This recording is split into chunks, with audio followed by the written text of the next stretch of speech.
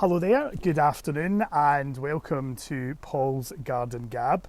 We've been away for a couple of weeks because it's been the traditional holiday period, although I suppose a very different sort of holiday period than perhaps we have been used to because of COVID-19 and lockdown. But I hope that if you've been away somewhere on a staycation, as we're calling them, you've had a nice time, or if not, you've maybe had some time away from work or whatever it is that you do just to get a break and relax.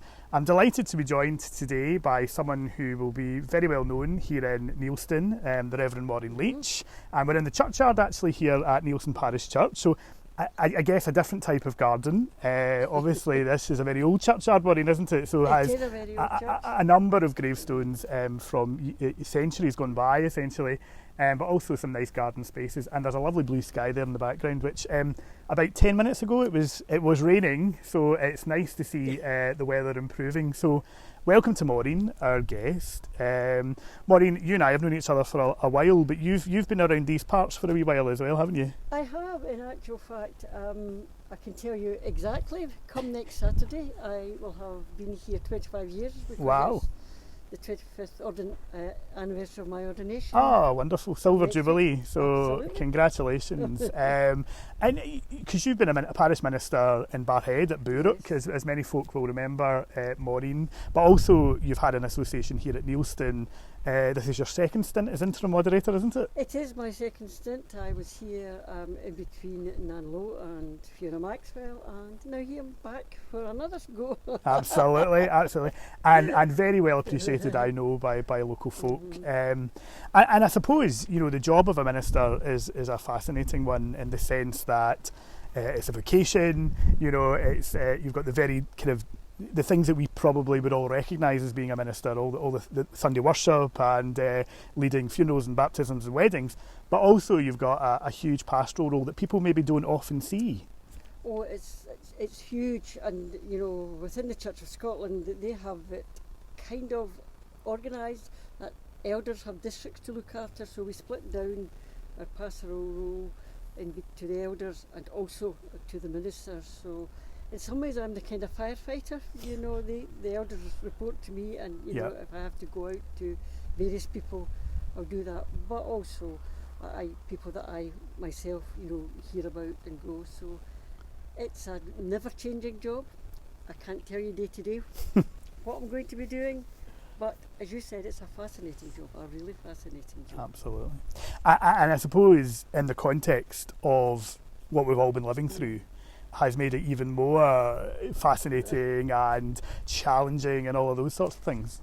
I have never, ever been challenged in this way. I mean, there we were, leading up to Easter, getting all ready for Holy Week and Easter Sunday, and 20th of March, my birthday by the way, lockdown was announced. Yeah. And that just threw everything, and I think to be fair, we were like, what are we going to do? It's Easter, what are we going to do? How are we going to celebrate Easter when we can't be in the church to worship? I mean, it seemed inconceivable. It was inconceivable to me. We can't be in the church at Easter, of all days. I know people, say Christmas is but the big festival, but for me, actually it's Easter. And we were just, thrown into turmoil. We totally were. Absolutely. That's the honest truth of the matter. Hello, if you're joining us, we're on the Garden Gab here with the Rev Maureen Leitch at Neilston Parish Church, and we're just chatting about the challenges of COVID-19 for people of faith and people with a faith life. That's a big important part of many people in our community, and we're just talking there about lockdown hitting in round about Easter. But I know that was a challenge in other faiths as well, because lockdown has covered the period of Passover for Jewish people, it's covered Eid and Ramadan, and for people who have faith, I suppose they've had to engage with their faith in a new way, and you've found that, haven't you? Absolutely, and I think when we can sit back, and look at it and reflect on it, we're going to come out with gains in lots of ways, because we can sit back and think to ourselves, what have we had to give up that we actually don't need?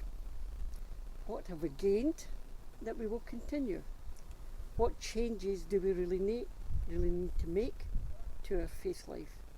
And I think for a lot of people this time has actually deepened their faith life, because they've had to take time they've been, in lockdown, so they've had time to engage with their faith and not just sit back and let someone else do it for them. They've had to actually engage with their faith. I'm sure for all people, churchgoers or non-churchgoers, there have been many questions. Questions like, why did God allow this?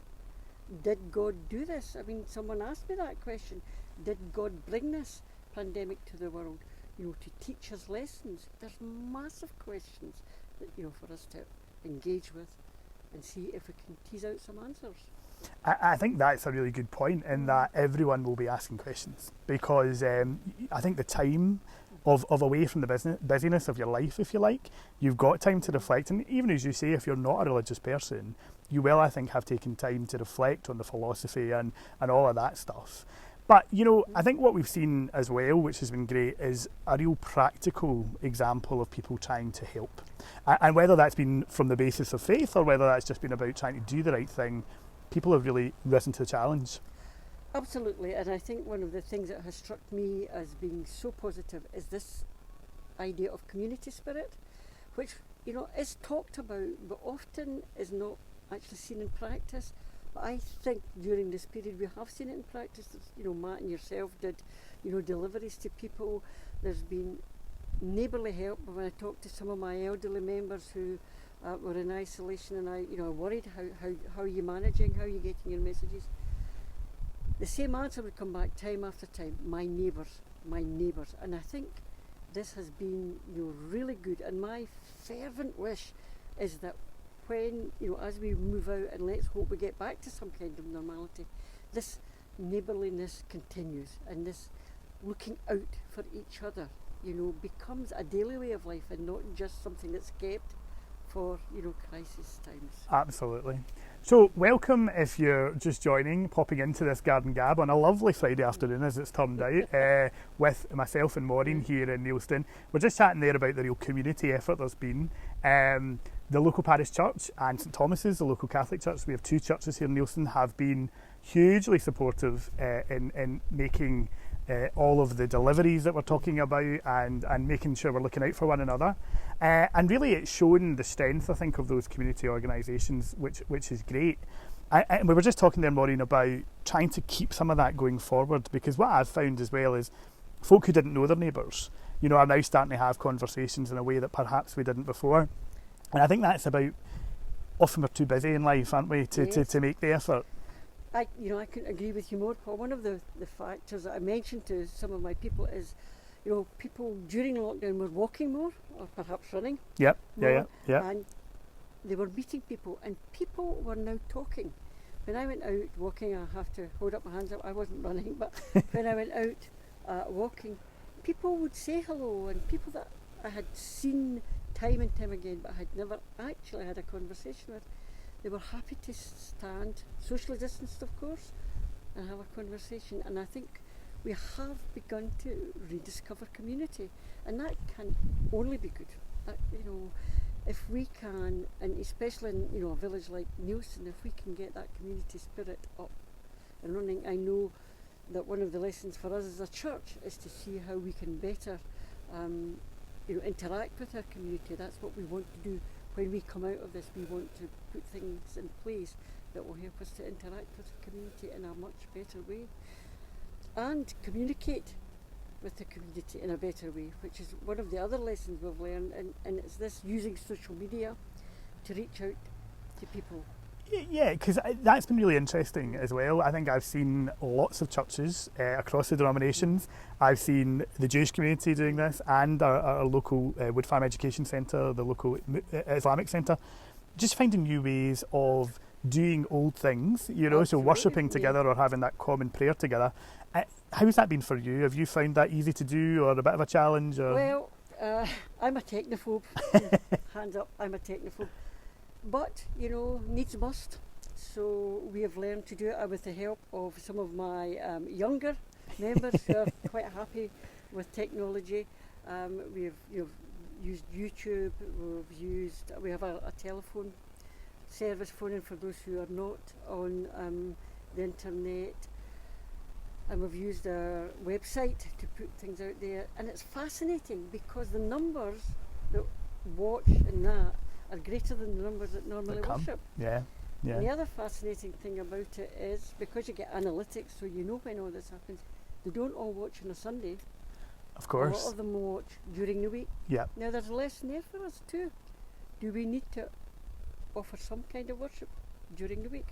Lots of challenges coming out of this. And very interesting, because I was reading some analysis of the reflections at the Key, which was the BBC's sort of religious input. And actually I think people saying we should keep that going. People actually appreciated that, and there's now a bit of a debate about what does religious programming in its traditional sense look like. So a lot of questions, I guess, for communities of faith about how they move forward and how they adapt and change as well, which is really interesting.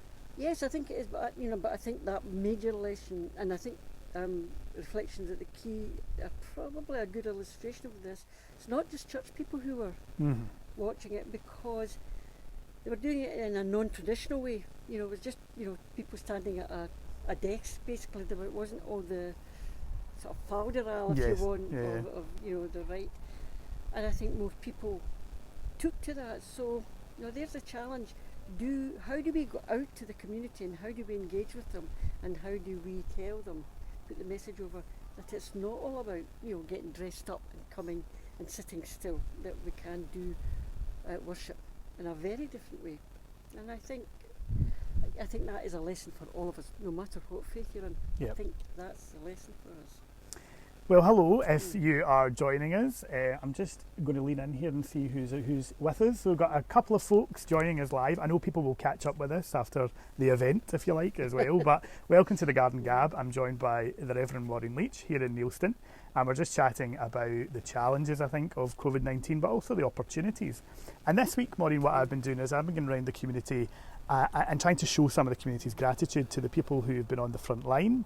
So I've been in the pharmacy and the doctors and catching up with some of our volunteer coordinators like Laura and Matt, and just trying to express something of the gratitude of the community. But have you found that as well? There's been a gratitude from those folks who've had help? Yes, absolutely. And I think, when we do, get back to, as I say, some kind of normality, I think we will have to look at doing something in the way of Thanksgiving.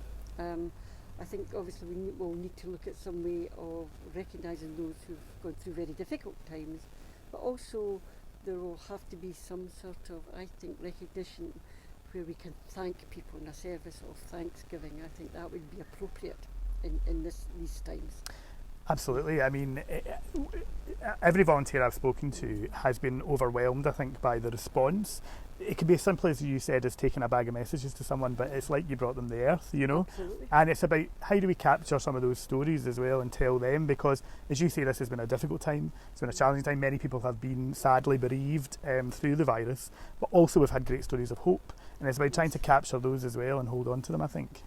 It is, absolutely. We need to do that. We need to capture, it might be where we use technology to go to people and capture their stories and begin to put back, together some sort of community, Thanksgiving, which would be online, as well as, in churches. I think we have to, I think for me the big lesson has been we've always, as a church, and I think all churches are guilty of this too, we've been there and expected people to come to us. I think the lesson is, how do we go out there to them? Absolutely. And that's a challenge, and it's a good challenge, and it's a fascinating challenge, I think. Absolutely, yeah. Yes. So we're on the Garden Gab chatting to Maureen today. Now, Maureen, before you went into the ministry and were ordained, you were a teacher, and obviously this week very topical with exams, and really I think what we're seeing is a lot of pressure for young people, particularly because perhaps they've been downgraded and all the things that we know about. But what's your feeling about how we support these young people and give them the resilience they need? Well, actually, I think we need to tell the young people that exam results are not the be all and end all. Exam results are just a part of the journey.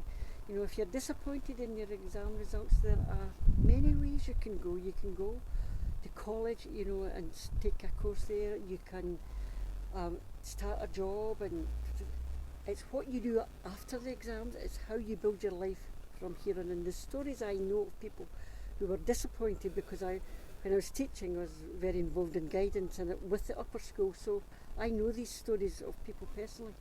And those who were disappointed in their exams really big majority of them have gone on to be very, very successful in their careers because it was a stumbling block. That was all. It wasn't a wall that stopped them. And what we have to do is give them that confidence. If they feel that they have the ability, you have to just help them along. There are many paths in life, in all parts of life. There are many paths that you can take, and I would urge our young people not to be too disheartened if the results, are disappointing. Yes, it's hard, but you use the word resilience. This is part of the resilience of life, is dealing with disappointment as well as dealing with the good times. Who knows? I mean, they now predict that people will go through 5 careers in their lifetime. Yeah. So yeah. if you were going down one path, perhaps that's not the path. Perhaps there's another path for you. There is never anything that really stops you. You can get your way through anything. If you have belief, go for it. That's what I say. I think that's a really strong message. I mean, I think in the midst of all of the debate around the system and trying to help people in the next few weeks, schools will do that. They're great at doing that, and there's loads of advice and information out there, and we're going to see lots of further conversations about the system and all the rest of it. But I think the core point that you make, Maureen, is a really relevant one, which is about not giving up and being encouraged by the fact that there's no right path. And that's what you hear a lot of folks say. There are different ways to get to where you want to be. Absolutely. I mean, there are multiple stories.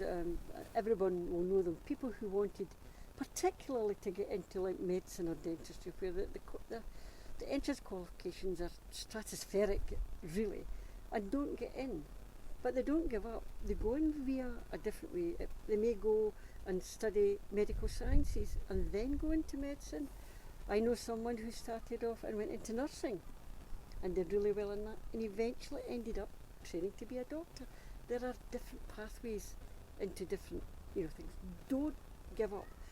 Be disappointed, yes, we all have to suffer disappointment at some time in our life. But let that disappointment spur you on. Don't let it stop you, is what I would say. Absolutely. Well, if you're joining us here on the Garden Gab, we're just chatting about all things lockdown and coronavirus and recovery. But I suppose, as I say, this week's all about being grateful for things. And what have you been grateful for, Maureen, in this period? I have been grateful for the simple fact like that I have a garden in my house. My garden probably looks better this year than it ever does. I have spent a lot of time in the garden. I've been grateful to a family round about me, and the fact that the family have kept healthy. I'm very grateful for that. But I'm grateful for friends. But I am also very grateful that I do have a faith, because that has been, for me, a great booster. I find, as you can imagine, but I find great comfort in knowing that God is with me, and whatever I face, and it has been challenging at times, that God is there providing the strength. So, to be honest, I just felt grateful for life, Paul. Yeah. It's been a challenging time, but it's not been, I'm not downhearted by it. I just, I have learned so many new things. I've learned to hold meetings on Zoom, which was just a word to me 4 months ago. Microsoft Teams, WhatsApp. These were all just words. I have gone on a very steep learning curve during this time. I have been grateful for all the friends in the church who have helped me do all these things. They've been a great bunch. They've just been good. They've risen to the challenge, so I have to do it as well. Great. Well, I've been asking everyone who's joined me on these Garden Gabs about what needs to change in the future. Now, we touched on this there when you were talking about that neighbourliness, that community has to stay. But I suppose 2 questions for me is, what's next for the church community, both here in Neilston and those who are in a faith community, but also what needs to change in the future as we come out of this? Well, I think the challenge for the church community is, for me, quite clear. It's about how do we get out there and communicate with our community. How do we get strengthen these ties? Yes, we have ties, because obviously the members come from the community and we do various things, but we need to strengthen that, and we need to know how we communicate in a way that actually really touches them. For a society, I think you touched a bit on it, we need to stop and slow down a bit, and we need to understand that people are more important than material things. and we need to sort of reset, I think, all our values, and we have to, I think, believe that life is something that you should be thankful for and not something that you take for granted, because it's a gift to each and every one of us. I think that's a really great point. I was reflecting on this the first time that I was able to hug my nephews when the legislation or the regulation changed, and you would have taken that for granted before you had that experience of not being able to do it. Yes. And I think it's the little things like that that hopefully we will all take, to our heart essentially going forward. Absolutely. I mean, we haven't reopened for worship yet. We hope we will in the near future. But what I have really missed, we've done online worship, but it's not the same because I miss the people. Just being able to meet people and just to interact with them. Certainly won't be able to, hug them, but just miss people because people. That's what makes it says makes the world go round, but it's true. Yeah. These people are important, and we need to learn that people are important. I think that's a great place to finish. Thank you, Maureen, for joining me. It's very kind, and for allowing us to be here in Nielsen Churchyard on a lovely day. Bit of a different garden, shall we say, but really nice to be here. Obviously, in the last few days, we've heard that Aberdeen has gone back into lockdown measures, and that we're concerned about some different outbreaks in local areas. So I think my plea to the community, if you're watching, is just to continue to stick to the rules, to do everything you need to do. There's some new guidance coming out about face coverings and where you need to wear those. And also remember to keep up your hand hygiene and making sure that you're adhering to social distancing if you're out and about, going for a meal or visiting or any of those things. Because by doing that and by sticking to the rules, it means we can move forward, and we don't want to go back the way. Because my heart really goes out to people in Aberdeen who will be facing that lockdown again. So please, if you're going out and about in this weekend, and if the weather's nice, please stick to the rules and take care. And as I say, the Garden Gab is now back after a short holiday period. So we'll be back on each week with a new guest chatting about how we move forward out of COVID-19 and into the future. So thanks for joining. Have a great weekend, Maureen. Thanks again. You're welcome. Take care, everyone. Bye-bye.